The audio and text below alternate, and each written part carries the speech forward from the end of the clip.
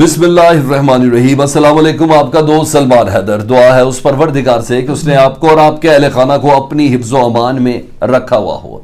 4 हफ्ते से ज्यादा गुजर चुके हैं यूक्रेन में इस जंग के हवाले से और अब तक का सबसे बड़ा सेटबैक व्लादिमीर पुतिन को मिल गया है। इस बार मैं एक साथ 4-5 जहाज तबाह होने की बात नहीं कर रहा, ना ही हेलीकॉप्टर्स, ना ही टैंक और ना ही फौजियों के नुकसान की बात कर रहा हूं। सबसे बड़ा बैटलशिप, जी हां, जो बॉर्डर पे लगा हुआ था, जी साहिल पे लगा हुआ था यूक्रेन की फोर्सेस ने उसको तबाह किया। पूरी वीडियो आपके सामने जारी करूंगा जी, पूरी वीडियो आप इधर देखेंगे।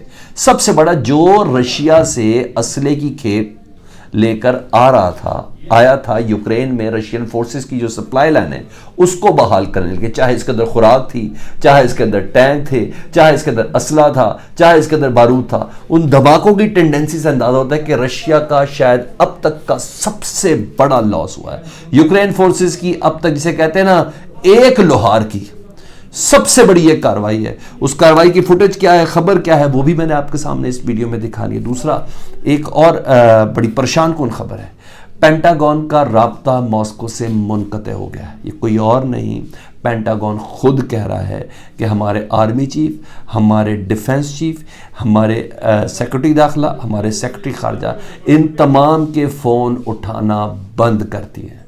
और ऐसा इन 4 हफ्तों में कई बार हुआ है, जो इस बात की गम्माज़ी है कि नहीं, रूस जिसके ऊपर तमाम पाबंदियां लगी हैं उसके बावजूद उसने अमेरिका की कॉल्स उठाना बंद कर दी हैं। पेंटागन ज़रा ये कह रहे हैं, ये बहुत इंपॉर्टेंट और अहम तरीन पेशरफ्त है जिससे मुतलिक मैंने आपको बताना है। चाइनीज़ फॉरेन मिनिस्टर हैं जी, वो दिल्ली, और दिल्ली में उनकी मसरूफियात से मुतलिक वो भी आपको अपडेट देनी है। तमाम की तमाम चीज़ें आपके सामने रख देता हूँ एक के बाद एक। हमेशा एक रिक्वेस्ट, चैनल देख रहे हैं सब्सक्राइब कर दें, और ताकि मेरा आपका साथ ये बरकरार रहे। कमेंट सेक्शन में मुझे ज़रूर आगाह कीजिएगा। तो सबसे पहले मैं ज़रा चाइनीज़ वज़ीर ख़ारजा से मुतलिक बता देता हूँ।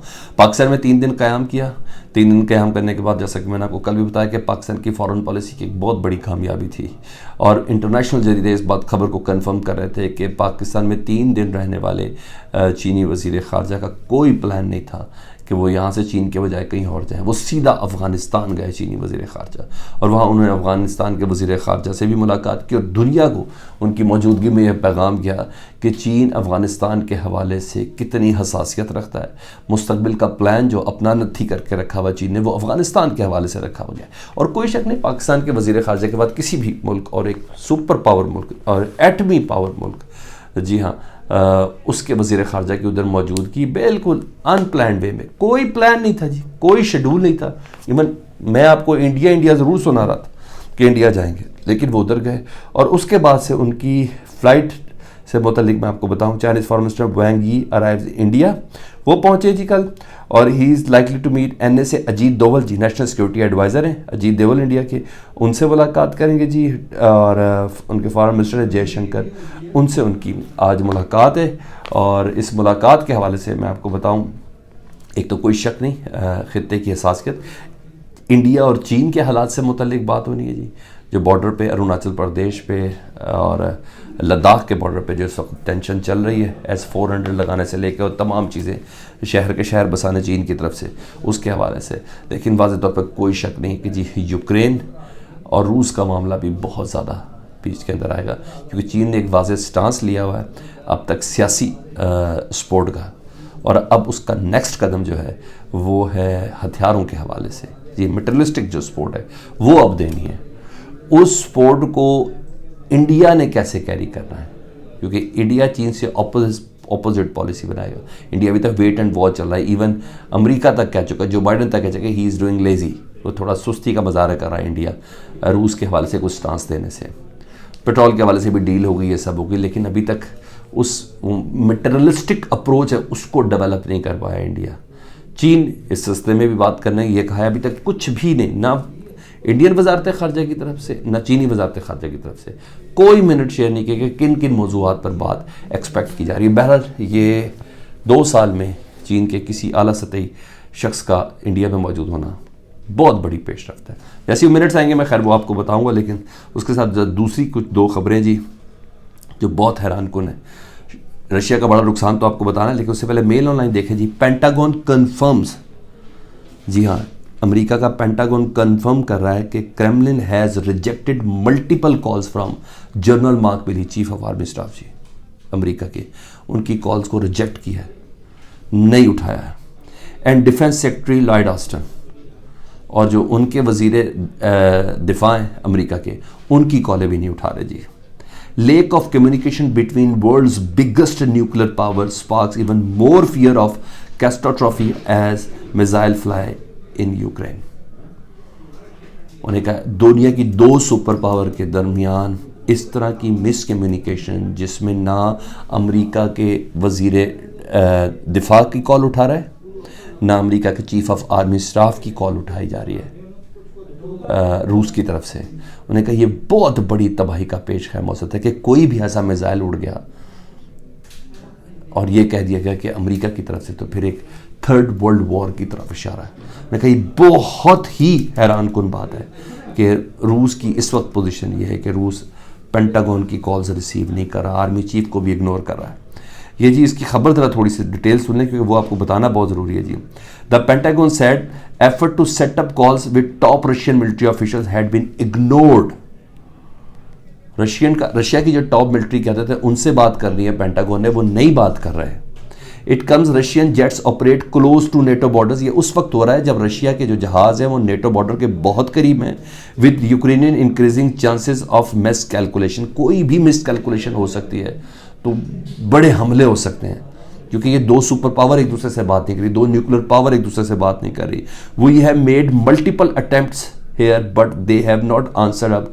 पेंटागन स्पोक्सपर्सन जॉन कर्बी ये कह रहे हैं हमने मल्टीपल कॉलिंग की है कि बात करें, देखें, कॉन्शियस रहें, विजिलेंट रहें, ये ना हमारे नाम से कोई ऐसा मिसाइल चला दिया जाए हमारे ऊपर लगा के, फिर आप शुरू ही हो जाए हाइपरसोनिक, सुपरसोनिक और पता नहीं न्यूक्लियर वॉरहेड के साथ लेस कुछ भी आप शुरू कर दें। तो उन्होंने कहा प्लीज़ इस चीज़ में ज़रूर है कि जॉन कर्बी खुद कह रहे हैं पेंटागन के दरमियान, it means the world's two largest nuclear power are in dark about each other moves. कहते हैं इसका मतलब है इन राब्ते को ना मतलब कि ये एक दूसरे की जो मूव्स हैं उससे मुतल्लिक अंधेरे में है। कोई कुछ भी एक्सपेक्ट करता है किसी से कर सकता है और कोई किसी भी गलत फहमी का शिकार होकर कोई बड़ा हमला कर सकता है। Kirby also said Ukrainian armed forces had pushed Russian ground forces further back from Kyiv. उन्होंने ये भी कहा कि कीव से कुछ फोर्सेस को बाहर वापस भेजा हुआ है। बहरहाल ये अपनी कैपेसिटी के अंदर एक बहुत बड़ी खबर है। अब मैं उस खबर की तरफ आ जाऊँ जिसने मुझे हिला के रखा है जी, और वो खबर ये है जी, रशिया का सबसे बड़ा अब तक का नुकसान है। Ukraine destroys Russian land ship after state media revealed its location with propaganda footage. Huge fireball rises over port that had been taken by Putin forces. जो फौजी इमदाद के लिए बड़ा बहरी जहाज़ था अब तक का सबसे बड़ा बहरी जहाज़, उसको तबाह किया यूक्रेन की फोर्सेस ने। यानी रशिया के अंदर यूक्रेन की जो यूक्रेन के अंदर जो रशियन फोर्सेस है उनकी मदद के लिए आया था। और धमाका अभी आपको मैं वीडियो भी दिखाता हूँ जी इसकी, ये देखें जी, ये तस्वीर है जी, अभी वीडियो बाद में दिखाता हूँ। Balls of flames and smoke seen rising from Berdyansk, a Ukraine port under the control of Russian forces.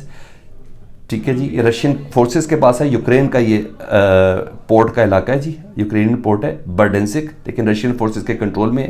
Kyiv navy claim to have hit and destroyed the Orsk 770 feet alligator class Russian landship है जिसको तबाह किया है Ukraine की forces ने। 370 feet alligator class. If confirmed, it would be the largest vessel that Ukraine has struck in another embarrassing loss for Putin.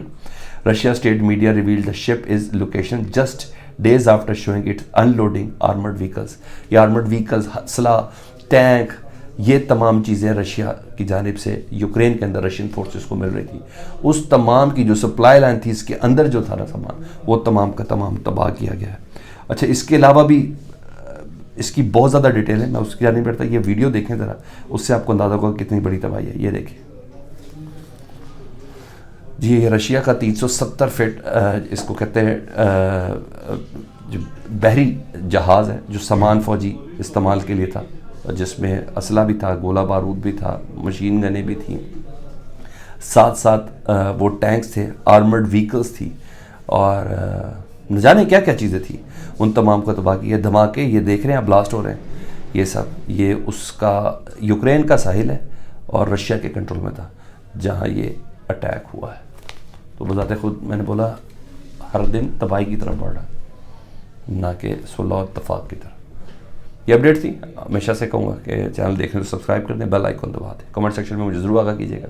हमने बहुत ख्याल रखें। अल्लाहुम्मा सल्ली अला मुहम्मद व आले मुहम्मद।